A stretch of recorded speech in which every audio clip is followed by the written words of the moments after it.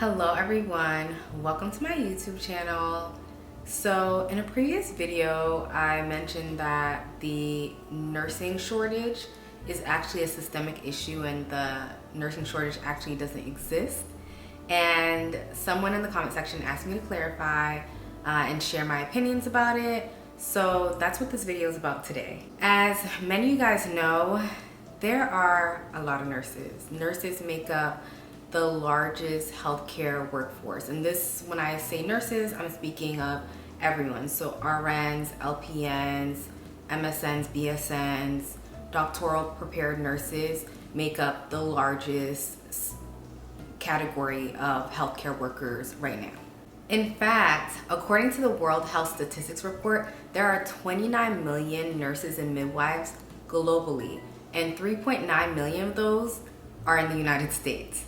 What that means is we have more nurses than we've ever had in United States history. What that means is while you're watching this after your shifts where you had 7 or 8 patients, but you were really supposed to only have 5, there are more nurses than there ever has been in US history. But you know, summer's coming and the hospital CEOs and the presidents of the institution, they need to be able to have some fun and go to their private islands and spend the money that they made off of your back that hurts because you're overworked, because you didn't have a tech, because you don't have a respiratory tech on your unit either, for my respiratory nurses, because you don't have a medical assistant on your unit, because you don't have LPNs. What else? Candy stripers. I remember that used to be a thing. I don't know if anywhere has candy stripers anymore.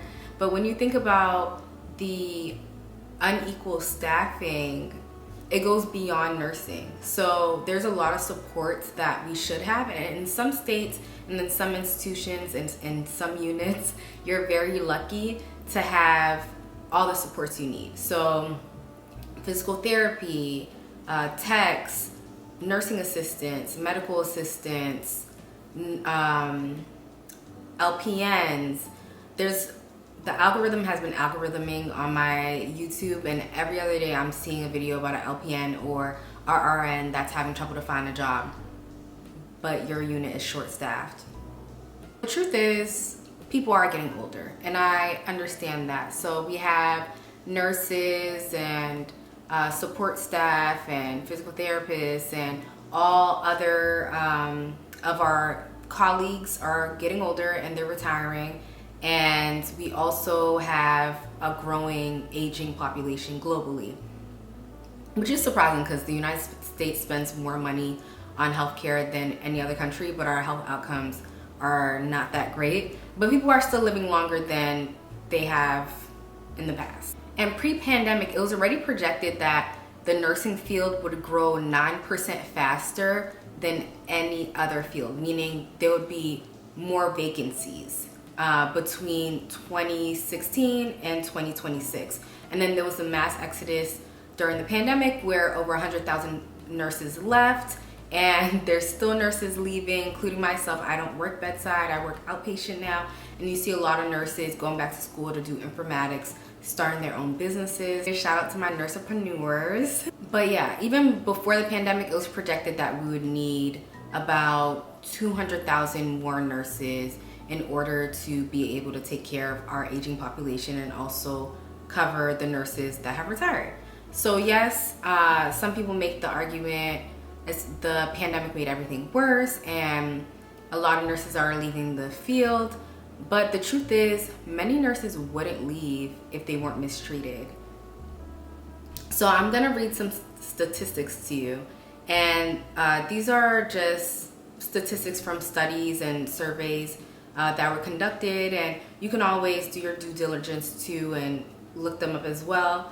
But when speaking about the current state of nursing, 87% of nurses said that they felt burnt out. 84% are frustrated with their administrators. 84% feel that they are underpaid. 83% feel their mental health has suffered. 77% feel unsupported at work. 61% feel unappreciated, 60% have felt uncomfortable having to work outside of their comfort zones, 58% of nurses have felt frustrated with their patients, and 58% of nurses have felt unsafe at work in the past year.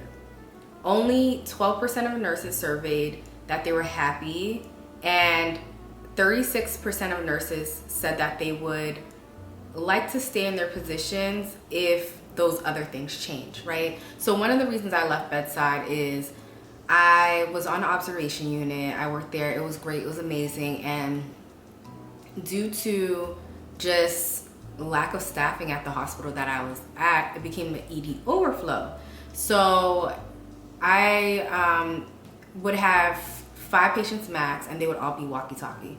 And then I walk in one day, and not all my patients can walk, and not all my patients can talk. Not only that, I think I had 7 patients, and 3 of them are total care, meaning for our non-nurse people, total care people are people that you have to do everything for. So if you're cleaning them up, you have to be able to move them around in bed. You have to be able to change their sheets while they're laying in bed.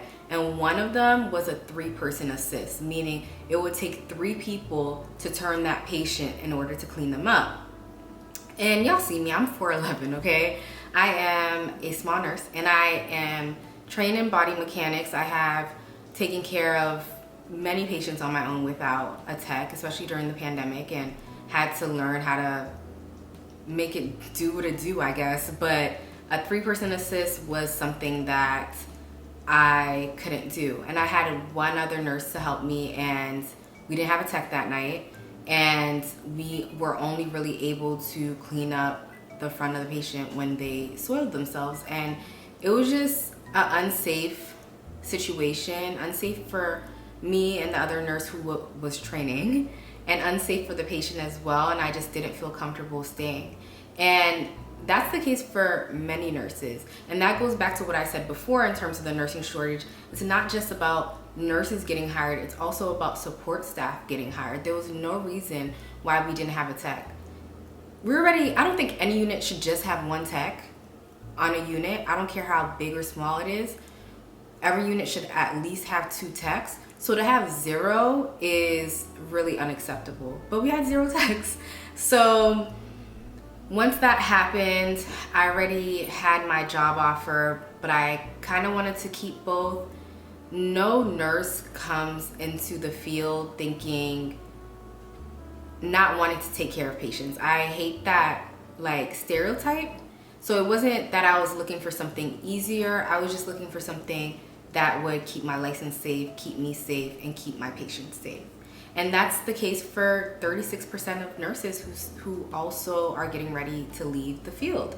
If things change and instead of getting cold pizza, we get more staff on the units, the nurses will stay. And that's why it's systemic, because it's not your manager that's making this happen, hopefully. It's not you that's making this happen. It is way above us, okay? And in order for things to change, the CEOs and the presidents and the administration in the hospital, even policy workers, because certain states have mandated patient ratios like California, even though during the pandemic those ratios were taken away. They are reinstated, but there needs to be more done in order to make sure that we have the staff that we need, in order to make sure that we get paid our worth. And until that happens, we're always going to have a nursing shortage because people are always going to leave. I saw another statistic that said now the average new nurse only stays in the bedside for 2 years. So we have all these nurses graduating and they're not staying at the bedside because of these conditions. And I don't blame them, because you have to keep yourself safe. You can't pour out of an empty cup. You, of course, have to take care of patients, but if you can't safely do it, then it's kind of like, what's the point? And I have one last statistic to share with you guys. So in the past 2 years, over 100,000 nurses have left the field. And it is projected that over 600,000 nurses will leave by 2027, right? And that's something that we need to talk about much more. Hospital administrators need to put their foot on the gas. I don't know what we need to do to get a battery on their back to address this issue, but if we don't, then maybe there really will be a real nursing shortage. I mean, no, because the nursing shortage still wouldn't be real, because these people have licenses. They are licensed nurses who worked so hard in nursing school and worked so hard to pass the NCLEX just to go to the hospital and be treated like crap, while the people who are making decisions for them are getting paid millions of dollars and are just living life. But I guess a random rich person taking a month out to hang out on their private island is more important than keeping the hospital staffed and the patients safe. I don't know. But yeah, that's something to think about. Let me know your thoughts about the nursing shortage in the comment section. It's definitely something I want more nurses to talk about and more nurses to advocate for, because leadership is hiding behind this faux nursing shortage when the numbers are there. We have the nurses, we just don't have the working conditions that will attract and retain nurses. I'm gonna share this actually, just like a quick little anecdote about when I first became a nurse. So I shared this in another video, but I really wanted to be a research nurse and I wanted to work for a research institution. I didn't really think I would stay at bedside for long, but I didn't know. And when I did end up working bedside, I ended up really liking it and wanted to stay. But I remember I applied to this research hospital and they didn't hire me because they said that my research experience shows that I'm probably not going to stay on the unit for long, and they're having trouble retaining their nurses, so they want someone who they think would stay on the unit for long. And it's like, and instead of trying to hire people who can't leave the unit because they don't have other experiences, why don't you work on the issues that are causing nurses to leave? And this was pre-pandemic, this was 2019. So sometimes I think about that and I'm like, they could have just saved their time and energy by just pouring into their employees and making sure that they were fully staffed and creating a work environment where someone who has no plans to stay changes their mind because they love the unit so much. But yeah, so if you're in hospital leadership and you're watching this, just think about that. But yeah, guys, share your thoughts in the comment section. Let's keep this conversation going. Thank you so much to the person who asked this question. I'm gonna tag them because I actually don't remember what their name is right now. But thank you for asking this question because this is a very important topic. And don't forget to like and subscribe and share, and I'll see you guys next time.